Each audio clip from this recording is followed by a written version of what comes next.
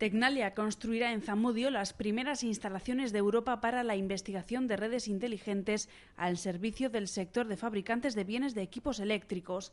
Las redes permitirán en un futuro mejorar, por ejemplo, el sistema de distribución de electricidad o facilitar las lecturas telemáticas del consumo de los ciudadanos.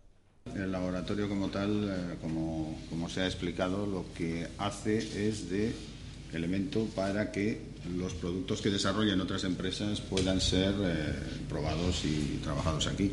En la medida que, como decíamos antes, el proyecto son tractores, las empresas están haciendo innovaciones en el campo de las redes inteligentes, en las smart grids, y lo que hace que en sí mismo inviertan en producto, en innovación de producto. La previsión es que las instalaciones InGrid estén totalmente en marcha para el año 2015.